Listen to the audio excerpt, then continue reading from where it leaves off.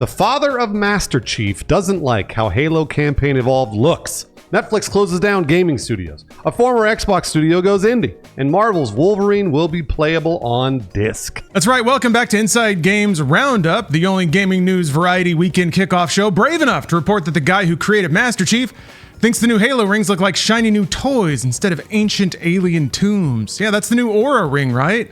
We all gotta get one. Our batteries are dying. Hey, and speaking of batteries that are winding down, let's throw to the one Inside Game staffer that is an endless wellspring of energy, Brian Garr. What's going on with Master Chief? That's right. Bedtime is at 6 p.m. sharp. So, all right, let's get into the news. So, this is according to Marcus Leto, the artist who helped shape the look of Halo and is sometimes called the father of Master Chief. He's got some issues with how Halo Campaign Evolved handles one of the series' most iconic sites. Of course, we're talking about the Halo rings. Yeah, Leto was art director on Halo Combat Evolved way back in 2002 or 1 or whatever it was. And it's 2 direct sequels, so he knows a thing or two about how Forerunner technology should look. Yeah, it's also the first thing you see when you start the game is the ring there in the menu. But yeah, while he says he does generally like the remake, he thinks its ancient alien megastructures look a little too much like they just got detailed at the alien dealership. Yeah, he wrote on X, while Forerunner tech was metal, not stone, it was also ancient, vast, alive, and attuned to the horrors that lurked within. He argued that the new game makes the technology look like, quote, shiny metal that looks like it was built a few years ago. Ow! Yeah, that's Unreal Engine. Leto's particularly unhappy with the ring displayed on the game's main menu, saying it should feel, quote, massive, dark, mysterious, sinister, but also full of wonder. Instead, he called the new version a shiny new toy and damn ugly. He's super right. This was kind of my first reaction too. Luckily, the game does get a lot better, but I was like, ugh, yeah, it kind of looks like a mega structure out of a Marvel film. It's all the like 45-degree angles and stuff. So maybe it's just matching what maybe modern aesthetics would say it should look like. But yeah, Leto also criticized the lack of small details that would sell the structure's enormous scale. Yeah, pointing to the effects that war, flood outbreaks, repairs, and collisions should have had on them. He said that the Halo needs to feel like an ancient tomb. Yeah, this reminds me of, and this is a deep cut, but on the Star Wars DVD extras for Episode 4, George Lucas said he wanted it to feel like a lived-in universe, not brand new. He wanted like some dings on the Death Star and all that. But Leto did like parts of the remake. He previously praised its visuals, and on August 4th he said he really loves the upgrades, movement, cinematics, visuals, while calling the lighting brilliant. His complaints, he said, were taking a backseat to the fun. So, yeah, put it in perspective a little bit. Oh, good for him. While the art team isn't apparently getting a patch to make the Halo rings look sufficiently ancient, Halo Studios does have a much more practical update coming next week. I do kind of wish it could have an option, like a toggle, to make the main menu more classic. That would be nice. Yeah, there is a patch scheduled to arrive next week. It'll apparently address several issues I've encountered since launch. Some of those are, let's see here. The update will improve Sergeant Johnson's AI to prevent blocked mission progression. I don't know, that feels like a Halo standard. Maybe we need to leave that in. You can also make jackals easier to stagger when players target their hands and feet, and ensure that Marines and Flood Marines fire their assault rifles when the magnified skull is active. I just need a little Spanish moss on the rings, and then it'll be perfect. Yeah. But that's right. Rust. But yeah, players will also be able to turn off chromatic aberration and film grain, while the additional stability improvements are coming across multiple platforms. The update comes as Campaign Evolved has reportedly struggled to sell on PS5, where the game was apparently outsold by the Black Ops 1 and 2 ports by 16-1. We reported on that earlier this week, and I'm still shocked. You know why? Because the ops are still very black. They didn't change them like they did the Halo ring. They changed the color and everything. I agree 100%. It's actually pretty rare for a game dev to come up and basically say beat for beat what my issues were. Because yeah, I basically had the exact same rant when I booted up Campaign Evolved for the first time. Yeah, it looks kind of toy-like as opposed to the original, which had these grids of tiny lights and a lot of intricate, like, conflicting patterns. The new one looks way too ordered and structured and intended, whereas yeah, the original Halo ring looked a lot closer to the Death Star. But I do think maybe in those two games you can kind of see the reflection of pop media, you know? People were still trying to emulate Star Wars in a lot of video games in the late 90s. Well, Combat Evolved is much more like, James Cameron's Aliens, but still very lived in universe, very dingy tech. Whereas, we're used to clean CG created landscapes now as far as the eye can see, which, is what Campaign Evolved looks like. All right, moving on. Netflix is shutting down Night School Studio. That's the developer behind The Great Oxenfree. And this happened just 6 weeks after the studio released its latest game. Sounds about right. The California-based studio was acquired by Netflix in 2021, making it the first game studio acquired by Netflix. Night School released the critically acclaimed Oxenfree in 2016, followed by Oxenfree 2, Lost Signals, and the Black Mirror spin-off mobile game Thronglets. Thronglets. Such a great word. Its latest game, Unhinged, arrived just 6 weeks ago. The interactive horror game was designed specifically for Netflix's cloud streaming service, with players using their phones as both a controller and the protagonist's phone in the game. I've always noticed the game section of Netflix, and I've never ventured into it at all. So I'm part of the problem, pretty much. But Netflix also plans to shut down the Finnish studio Moonloot, which was reportedly working on an Animal Crossing style life sim. Staff from Netflix's internal games team will also be laid off, sadly, although the company has not said how many jobs are being eliminated. A Netflix spokesperson told GameFile that the company is shifting its focus toward party games, story-driven games, games aimed at children, and titles with more mainstream appeal, including the recent FIFA World Cup game, which Lawrence and I played, and was a game. Yeah, you could loosely control it, I suppose, and you could see what happened after you tried to do things. Sure. The spokesperson for Netflix said, "We see an opportunity to be more focused in our execution, so we are making organizational changes to the business to match these priorities." This isn't Netflix's first major gaming shakeup. They shut down their AAA Team Blue studio in October of 2024 after they recruited veteran developers, including former Overwatch exec producer Chaco Sonny, Halo veteran Joseph Staten, and former Sony Santa Monica art director Ralph Grassetti. All three reportedly left Netflix following the closure. Night School also reportedly experienced layoffs in 2025.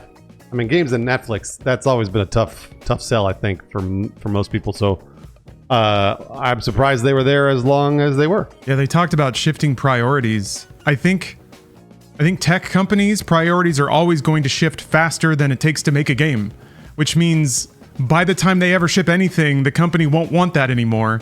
And it's just going to be this endless loop. They see the revenue and they're like, holy moly, we got to get a chunk of that. But I think what they don't understand is that like tech companies almost philosophically can't make games because of the nature it takes to invest them, the clarity of vision it takes to get through and actually launch a product at the end like you envisioned at the beginning. It's just totally anathema to how they operate. Art takes time. That's why it's different.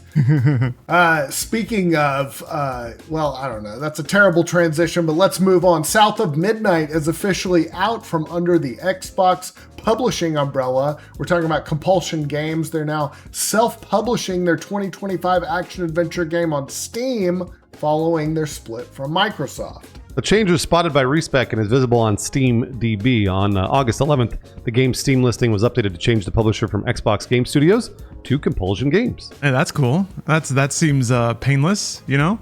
The move follows Microsoft's announcement last month that it was cutting 5 studios and thousands of jobs, with Compulsion Games among the many studios affected. And since then, studios have thanked Xbox for allowing them to become independent, while Compulsion has said it is looking to collaborate with partners on new projects. So for now, the change appears to be limited to Steam. The game's console listings haven't been updated, so it's unknown whether Compulsion will eventually self-publish the Xbox and the other console versions as well for South of Midnight, but hopefully they do. Yeah, and I'd guess at this point, if you buy South of Midnight on Steam, that money's going right to Compulsion Games.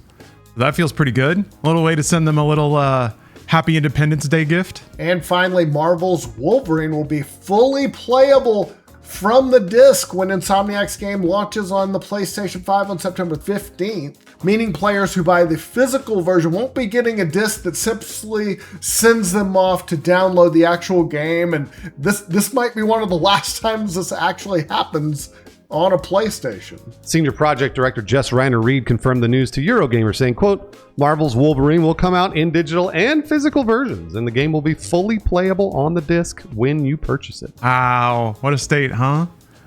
What happens when the PS6 comes out and it doesn't have a disc drive, though? What are you going to do? Of course, there will still also be a day one patch. Reiner Reed said Insomniac is continuing to work on and polish the game and bug fixes in the months leading up to release, of course, and encourage players to actually download the update because it will probably make the game better. And head of technology Mike Fitzgerald said, we're perfectionists. We take every minute we can get to just tweak this little thing, make everything a little bit better. Oh, they do. That's true. Of course, Sony announced plans to stop producing game discs starting January 2028. A decision that sparked backlash from players and led to petitions and protests over the future of physical games. But can they hold strong when there's a tiny man with blade coming out of his knuckle? That's just too cool, though. He say bub, he stab people. Sorry, they got me. Yeah, Insomniac has already confirmed that Wolverine would receive a physical release, but the studio was asked about the broader controversy during the game's preview event. Shockingly, they declined to trip and fall headfirst into a bunch of negative headlines. Fitzgerald said, quote, today, we just want to focus on the game. Well played. They didn't get the Wolverine license by being stupid over in Insomniac. All right, let's do a 5-second review. All right, this is for Street Fighter 2 Championship Edition. On vacation, we were at an Airbnb. They had a Street Fighter 2 cabinet, and I dragged my 8-year-old over there, and I was like, here, I'm going to show you a very easy Chun-Li move. I was showing her the lightning kick. She didn't want anything to do with it. She was all about Blanca and the electric shock, which...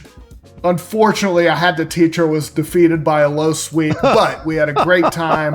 That game still holds up amazingly well. Love Street Fighter. Hell yeah. Movie coming out too. Can't wait to see Orville Peck as Vega. That's going to be exciting. Hell yeah. That's right. Moving on from there, of course, Inside Games, as always, is on your side, saving you money. This is the consumer interest part of the show here, where we just tell you about all the free games you can snap up this weekend.